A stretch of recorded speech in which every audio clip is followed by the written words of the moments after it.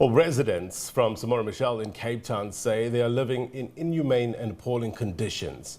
They say their area does not have proper sanitation and families relieve themselves wherever they can. They are also accusing the local ward councillor of failing to listen to their concerns. Let's bring in now Vanessa Poonah, who's live for us there. Vanessa, very good morning to you. What have you witnessed there this morning? Blaine, yes, good morning to you. And we are in an informal settlement here in Samora Machel. We understand from community activists that this informal settlement is about a year or so old. At the moment, I can tell you that I'm just stepping out of shot to allow for some vehicles to pass me by. Blaine, I can tell you that at the moment where I stand, I see quite a number of taps that have been recently installed according to the community activists, as well as behind me there are, four of these portable toilet facilities. But what I understand from one of these activists in the area, Samora Ben, is that the issue of sanitation is a big problem. She's telling us that some people have to as many as 20 or 30 families have to share one facility. But let's hear from her. Samora, very warm good morning to you. This area that we find ourselves in at the moment, you say this informal section is about a year or so old. Tell us about the challenges that you're facing. We understand that poverty is a huge problem in this area. Tell us about the living conditions that you would like to have improved. People here don't have electricity. There's no electricity here. There's no toilets here. People have to use plastic bags to relieve themselves. That is inhumane, and that is their human rights being disregarded deliberately. That is what we want to see change. There's no sanitation, there's no adequate sanitation at all. People here are not working. Here are they now, they're not working. We want to see those things changed. People have no food, people are hungry. Children are going around hungry. We want to see those things change. You told us just now that in the light of COVID-19, the pandemic itself and the lockdown that we've experienced at various levels, the situation has deteriorated to the extent where it is now. Tell us about the relief or the lack of relief effort that you've seen coming into the Samora Machel over the past few months. There was no relief at all. We did not receive any masks, we did not receive sanitizers. Our toilets, as I said, we're about 20 people sharing the same toilets.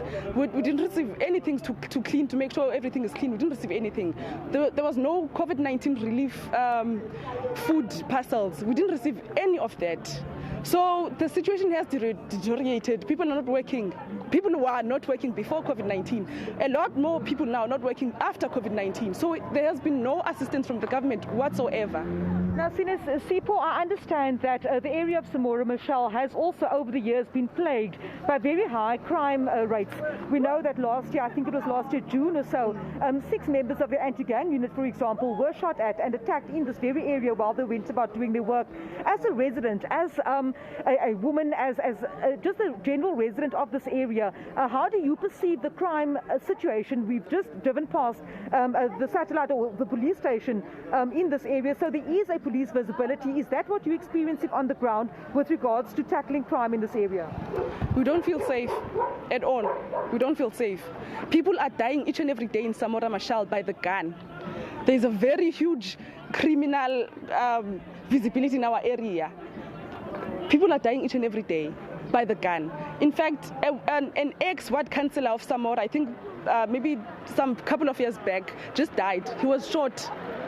He was in ward councillor. He was shot. He's dead now. We are not safe. We don't feel safe, especially as women. We don't feel safe. By 5 o'clock, you have to lock your door because you don't know who might walk in. You don't know what is going on. People are not safe. It's really not safe in Samora. What do you think contributes to this high crime level here in this area? I mean, I know you've talked about unemployment, you've talked about poverty, but are those reasons for the kind of crime that you see, gun violence you see happening in this area, or could it possibly be as a result of other illicit dealings among people who live here? More than anything, I think one thing that we all know that contributes to crime is the socio-economic problems that are around. So I think unemployment has contributed a lot to the very high crime rates that we see now. It's unemployment more than anything else. Young people are not working.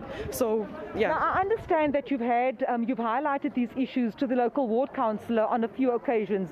Can you tell us what measures or steps have been taken to put the plight of this community residents, not just of the informal settlement but of the greater Samora Machel, on the table? What has the progress been over the past while?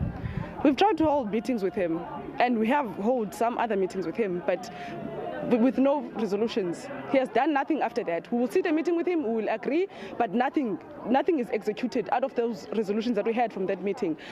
Just last week we tried to have a mass march to highlight those issues again, to go to the sub-council and to give them a memorandum, but unfortunately things didn't work out as we planned. But we are planning to do the mass march again so that we hand on the resolutions to other people. Maybe then we'll receive help. The community itself, you're an activist in this community, are you getting the buy-in from residents that are as tired as you are of the poor and squalor conditions that you're living in? What are the residents on the ground telling you as an activist when you go and speak to them? The very same issues that we tell them. People are tired of not working. People are tired of the living conditions. People are tired of the lack of sanitation. Just the other day we had a meeting and this other guy was saying that his child had adverts from Ackermans, but now the child doesn't, because of the living conditions, the child has developed skin rashes, so now they can't use the child anymore. That's loss of income. People are tired. People are losing on so much. Thank you very much for speaking to us, Sipho Ben, one of the community activists here in Samora Machel, just talking generally to us about the very real issues affecting this community, opportunities lost because of poverty, also saying that there's a very high incidence of crime in this area and that communities are largely left to defend themselves.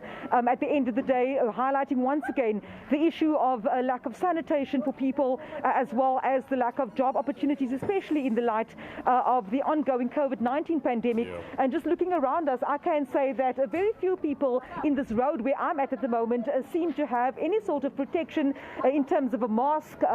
And also we heard from the activists that there are very little coming their way in terms of humanitarian relief for people that have, many of them lost their jobs, some of them even unemployed before the pandemic struck.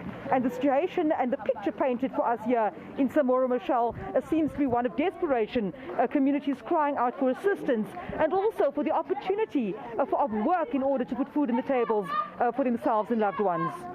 Yeah, you guess saying people are using plastic bags to relieve themselves. That's a major problem, let alone having that situation during a pandemic. Why? Because we know that some of the tools that are used to prevent COVID-19 is proper sanitation, proper access to water to wash your hands. You saying there's little or no masks in sight, and these are some of the tools being used to curb the spread of COVID-19, social distancing, washing of masks. We know that these in itself are not complete prophylaxis, but it helps. And informal settlements generally, it's so difficult to have these social distancing measures in place because of the layout, simply because of the layout. What are local councillors saying? What are governments saying there in terms of the way forward? We actually have an interview scheduled with the local ward councillor right after we do this live interview with yourself, and those are definitely some of the challenges and questions we'll be putting to him in terms of what has been taking place in this area. Blaine, you say just now that it is indicative of townships and informal settlements across the country that often suffer the same issues, such as the lack of sanitation. It is not just confined to areas such as Samora Machel or here in the Western Cape. The issue of not having proper sanitation is in itself an issue when it comes to general health of communities, and given the fact that COVID-19 is still very much a reality, it makes the situation even more untenable for people that I just now saw a young boy coming to get some water at a tap. Of course, having to carry heavy buckets of water to their place. At least there is some water available here, but there are some areas where people really have to struggle to access any form of measures in order for sanitary conditions. This is exactly the kind of questions we will be posing to the ward council in terms of what can be done in informal areas such as the one that we're standing in right now, and also the measures that have been taken to upgrade and uplift the existing informal settlements and township areas such as Samora Machel, not just in Cape Town but generally across this region. Yeah, lots of answers needed, and this is the reality according to the people that you are speaking to on the ground, the existential threat that they face on a daily basis. Vanessa and Clinton, we appreciate your reporting. We'll come back to you when you get the authorities there. No doubt we need that side of the story as well. Vanessa Poonah, live for us in Cape Town. Thank you.